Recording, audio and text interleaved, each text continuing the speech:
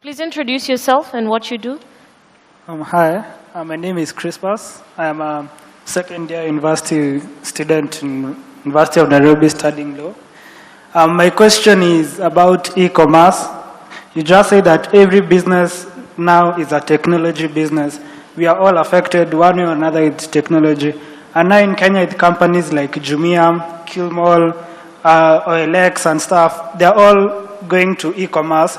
But for a startup or someone who wants to start an e-commerce business from scratch, what will be your best advice around it? Because if you compare with Jumia and other companies, they're really backed up by multinationals with endless supply of money. Thank you very much for your question. Mushemi? I would like to respond to that question because I'm in electronic space and one of our sectors of processing is e-commerce. E-commerce provides a unique opportunity to start small and scale. You can essentially start selling your boots or just specialize in anything you may think. So it's still a huge opportunity. As it is today, the reality of e-commerce is not taken off in Kenya. It's really at its formative stages. We still, you should not be intimidated by big brands like Jumia and the rest. You, as an entrepreneur, have to do it different. You have to just know that time to start is now, not tomorrow. You cannot wait for another year or another month, even another week. You just have to go out there, print out a business card, buy a domain and begin. So there is a huge opportunity.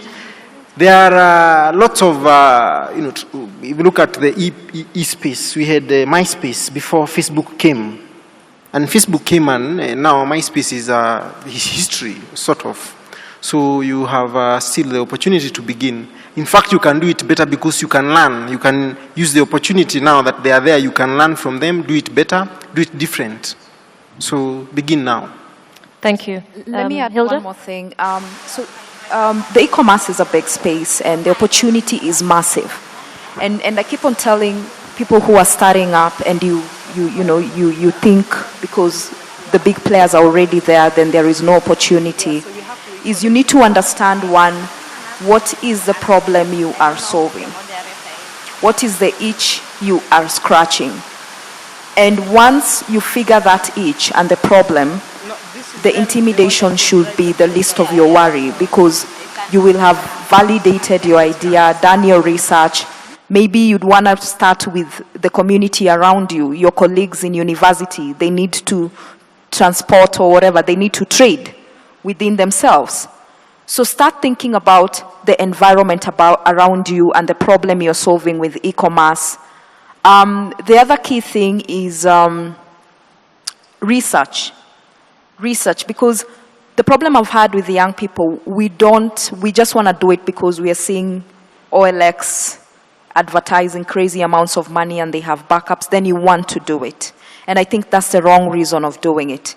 So once you've validated your idea with research and you have the right problem and what you're solving and the business model, I believe you can always get guidance to help you to do that because the opportunity for e-commerce is massive.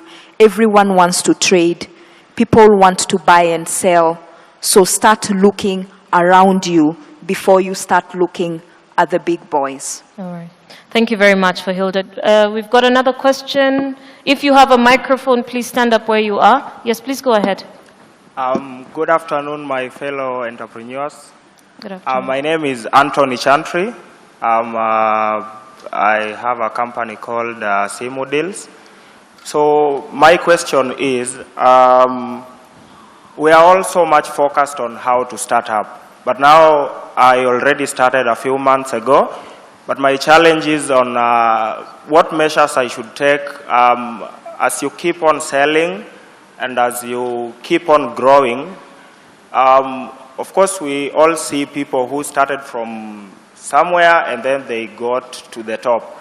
But now the challenge is that as a sole proprietorship, you are all alone and you don't have a lot of ideas on how to manage your finances and in terms of how to go to the next level. And also, my second question is pertaining taxes. So as an entrepreneur, what kind of taxes do you need to pay at what stage, and at what stage should you start paying taxes in order to evade maybe having problems with the government? Yeah, thank you so much. All right, Wambugu will respond to that question, but first you must pay your taxes. Wambugu. Maybe let me start in a very basic way, start with the taxes. So if he's a sole entrepreneur and he doesn't have employees, you just work out your profit. And at the end of the year, 30% you pay to the government. That is the income tax. Of course, some of the other taxes you pay by default. So if you buy things, there will be VAT in them, and you don't have to do anything.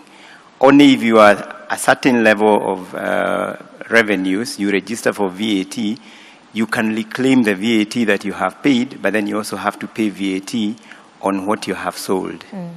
I think if you then employ people, one of the things that can kill you is not remitting the taxes on their salaries. There's a tax called PAYE, which brings me to the next question that you see you're all alone. Where do you get ideas? I think number one, it's what I was actually saying earlier, that you probably need to find people to share the business with. Sometimes we have a problem of wanting to own everything. You could decide to bring some partners. If you know the specific area that you are not good at and it is critical in your business, you bring a partner. So he'll bring in capital as well and the ideas. Beyond that, I think there are all manner of consultants in town. Be careful about consultants because they only come to tell you what you know, but in a language that convinces you that you need to do it. But there are those who will be very specific in helping you, figure out a number of things. If it's a question of getting ideas, I think you will get ideas from observing, from the problems you're facing, from seeing the problems people face. Because at the end of the day, and it's been emphasized here, you make value out of solving a problem of someone else, not solving your own problem. So I don't know, maybe in a very simplistic way, but maybe the ones who have actually experienced may give an answer. Vusi, would you just pick it up on his first question? What are some of the things as a startup you should look out for? It's a broad question, one that is difficult to answer because it depends on the industry you're in. The levels of maturity in the industry, the complexity of the product that you offer, your ability to arbitrage. It's a really broad question. I'm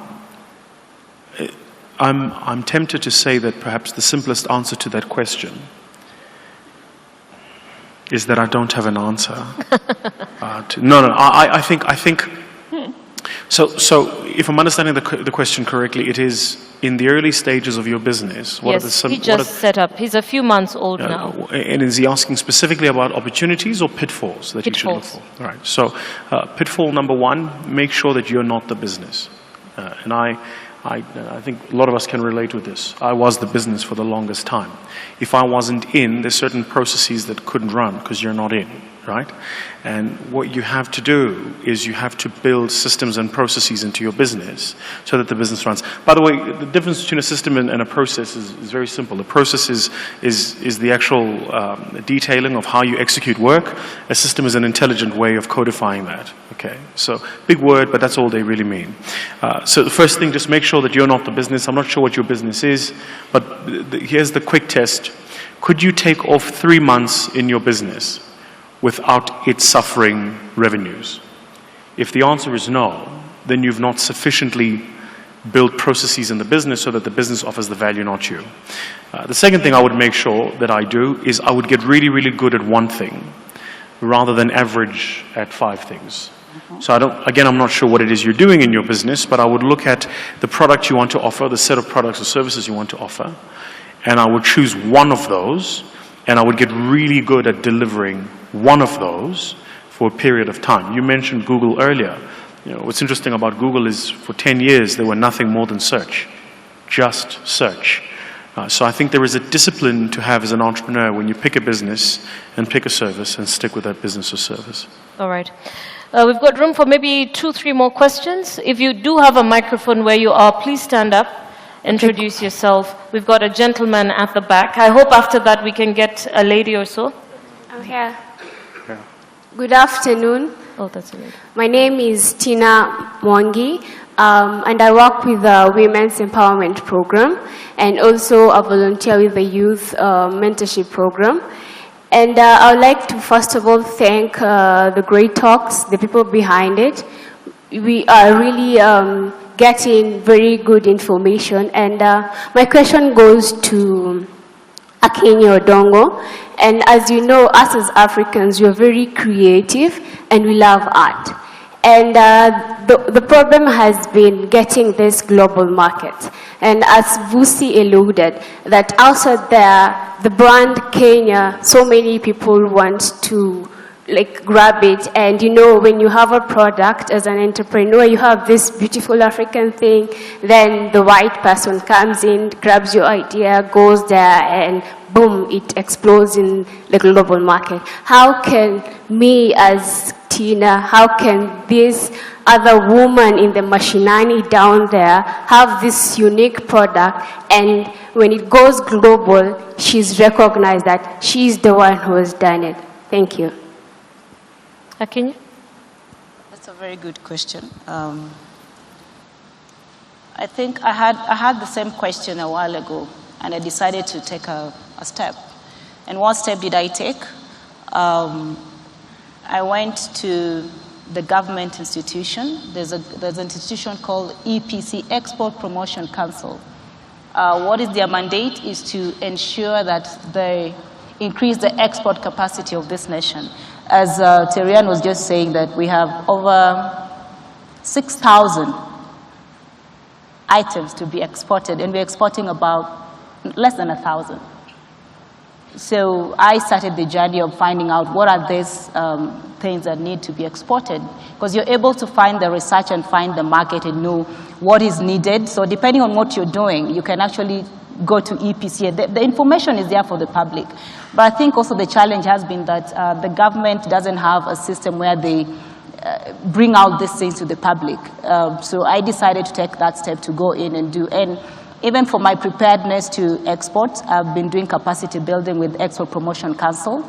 And that's where I would advise you to go, because that is their mandate, to help you and Kenyans. And they're actually in all the counties right now.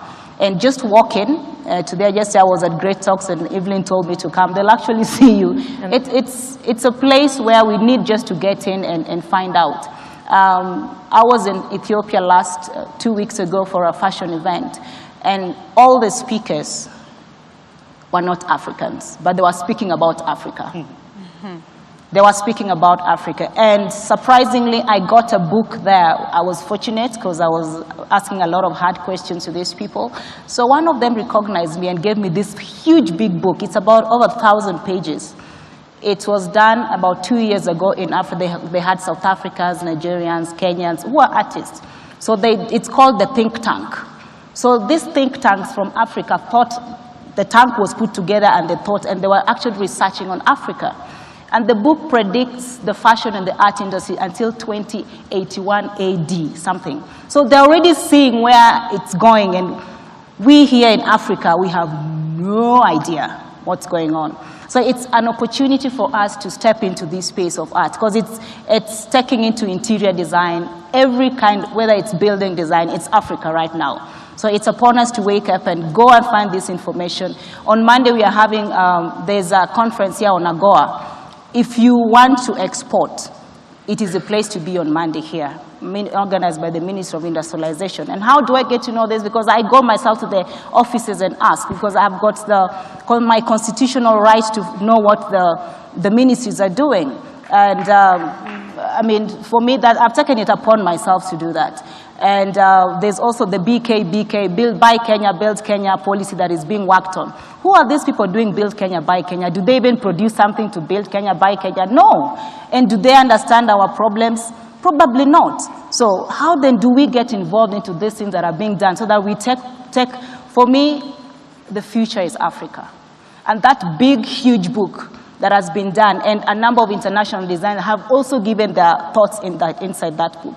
I said it's our time as Africans to take our position, because if we do not take it, other people will take it. And even if it's a free world, they have to take it, yes. So if you don't position yourself, don't blame anyone. The person to blame is yourself. Let's step up and take the risks. Yeah. Wow, thank you so much, Akinyi. And for the benefit of those who maybe do not know about AGOA, it's the Africa Growth and Opportunity Act. It was set up by the US government in collaboration with African governments, where African entrepreneurs can export products into the US, I think duty-free. Yeah. Yes, so there's a list of 6,000 items that, and Kenya is a signatory of AGOA, so we can actually export about 6,000 different items, from leather to apparel. I just wanted to add on something that the new one that was just signed, it has even more advantage to us, because we have a challenge of having fabrics produced locally. So it has been eased in a way that even if you import your fabric from elsewhere, it still goes, the terms are much, much better. So if you want to know more about it, come on Monday. And this is product, so. All right. It's an opportunity, yeah. Thank you very much, Akinyi. 2 more questions and then we wrap. Yes, at the end. Can I have a mic? Please go ahead. My name is Diana Kolek, and I'm happy to be here in the midst of your company. My question is about like the process of setting up a business. I believe that the difference between entrepreneurs and employees is just an idea. And for me, I believe that everyone has an idea, because all of us have a purpose for being in this world, basically. So that's your idea. So my question is, we all have information about what we can do, like what our idea is and why we have this idea. But where we get stuck is how to, process that idea, making it into a business. And we all, fall because of this thing I call analysis paralysis, where you try to do a business plan, and then you end up analyzing and you get paralyzed. So just all right, tell thank us you. about it. Thank you, Diana Vusi. Her name? Diane, is it? Yes. Great. Hi, Princess.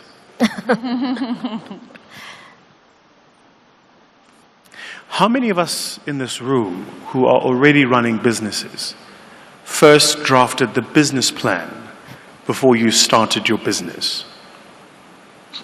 Wow. I'm heartened by that statistic. The business plan, from a history perspective, and I'm a student of history, the business plan was invented by the banks in the early 1900s. The problem the banks were specifically trying to answer is they were trying to build commercial lending products to large, mature businesses. And they needed a system through which they could evaluate the risk of doing that transaction. And that system couldn't be a straightforward credit transaction, the types of which they have with a consumer. It needed to be a different kind of transaction. And birthed out of that was the business plan as we know it. The reason I say that is because the architecture of a business plan is not built for entrepreneurship. That's not its genesis. First, in the business plan, you have an executive summary. Then you have an overview.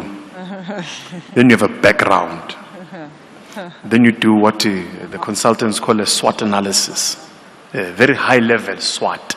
Market research. And then market research. And right after page 53, you have these things called projections. Now, I finance businesses. Let me tell you about projections. And this is why I love Excel.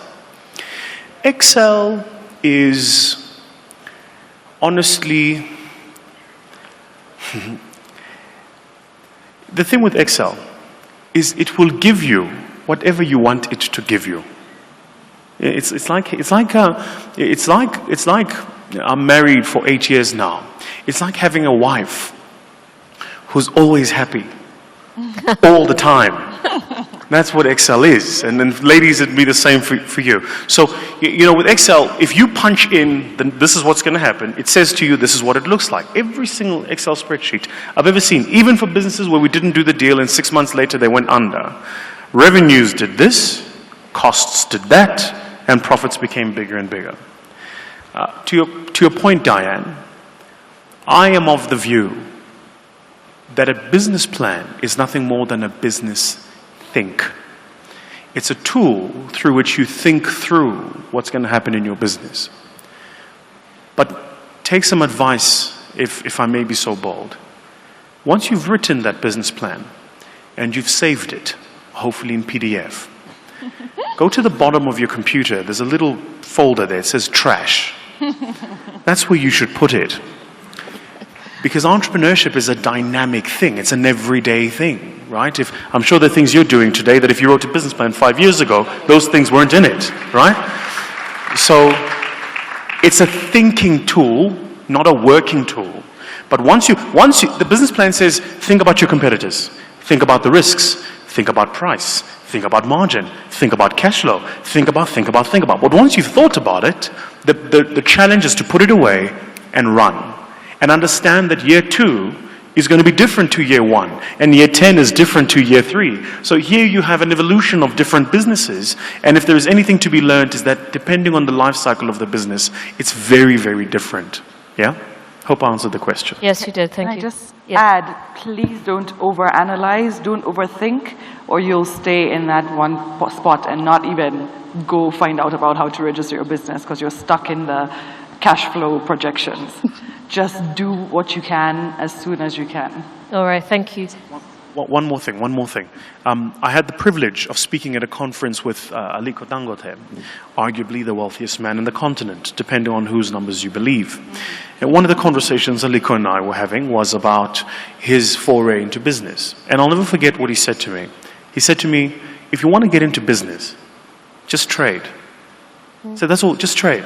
It means take this water and sell it to the person at the back, because all of us here have got more than an ample supply of water. There are people at the back who don't have any. So when we're done here, I'm taking all this water and I'm selling it for 10 shillings. That's less than the price you're going to find at the front, right? So the point is, the point he was making is, if the minute you understand the cycle of money in, money out, money in, money out, money in, money out, and you know how to manage that, he says that's when you're in business. You can do the analysis and the paralysis and the numbers later, but just get into the discipline of trading. That's why I love the side hustle spirit here, because people are in this discipline of trading. Do something and just get commercial. All right, thank you. We've got room for just one question.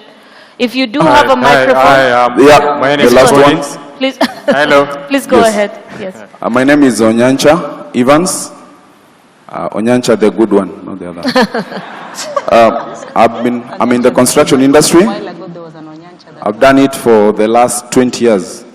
People don't know me because none of my buildings has collapsed. So,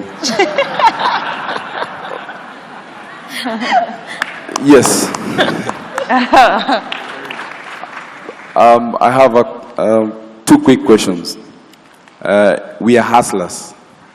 Now, as a contractor, I do more than 3 items.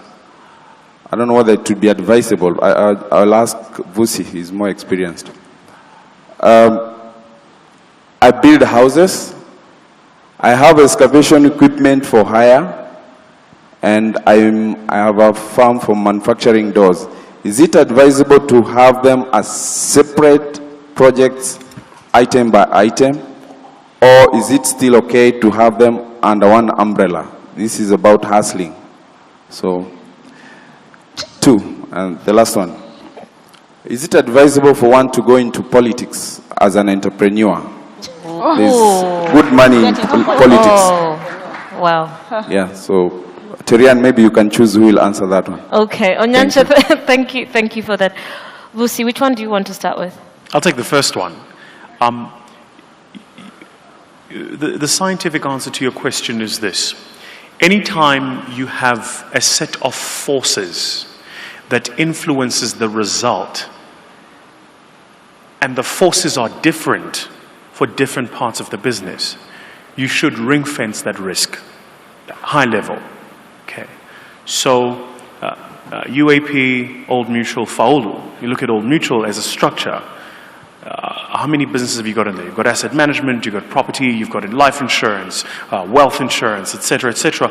All of those, I assure you, one is managed completely different of the other, and it probably sits on a different set of books. So I would say to you, the first thing, if I may be so bold, if you can take those products that you offer and put them in different businesses so that you don't have transfer risk. See, the problem with transfer risk is if I run a business where I manufacture clothing and makeup, and I put them together, and I go, well, I'm in the lifestyle business. The day my makeup business begins to suffer, I take the profits of clothing and I subsidize makeup to keep it alive. But I don't reinvest in the R&D back for clothing. And 2 years later, I now have a clothing problem. Right, and you don't want that transfer risk. It must be clinical, it must be sanitized, and it must stand alone. That's what I would say to you. Should you get into politics? I have absolutely no clue. I don't understand. I would like to rephrase that question. Would you get into politics? Absolutely not. You couldn't pay me enough to get into politics, especially in my country. And I've had more than one approach. I think it's important for all of us, to quote from Hilda, to know our purpose and to know why you're here. Don't be confused about that. And if you're here to build a better world by creating economic opportunity, then that's what you should do. Now, there are other ways to influence politics. There's lobby, there's creating close relationships on proximity, there's trying to influence policy. That's what I think entrepreneurs should be doing. But I do think it's dangerous to mix the two things. It may be different in Kenya, but in South Africa, I wouldn't do it. All right, thank you so much. Wambugu, do you want to add something as we wind up? On the question of politics, I think there's a very big misunderstanding of politics in Kenya and maybe in Africa. Politics is an occupation, just like someone goes to work or someone runs a business. So I think you're going to have to choose between politics and your business or your job. You can't do them and do politics. But I think most of what pushes people to go to politics in Kenya, I think, is because you get these opportunities. And I think it was created back in the early 70s or late 60s when they allowed civil servants and politicians to also run business. There was a commission in Kenya that did that. It was the beginning of some of the problems we are facing today in terms of corruption. Because, you know, when do you get time? Because this is a full-time job. What time do you have for your business, and what time do you have for the politics? And then what you do is you use your influence and all these things, and I suppose a lot of Kenyans are really attracted to that glamour of, I've got connections, I can make deals and all that sort of things. That's not business, that's not entrepreneurship, that's not innovation, that is what is killing us. So I think we really need to separate them. Go to politics because you have a calling, you have a passion to make a difference in the life of our country. Otherwise, stay where you are. Mm-hmm. All right, thank you. Let us appreciate our panel as we come to a close.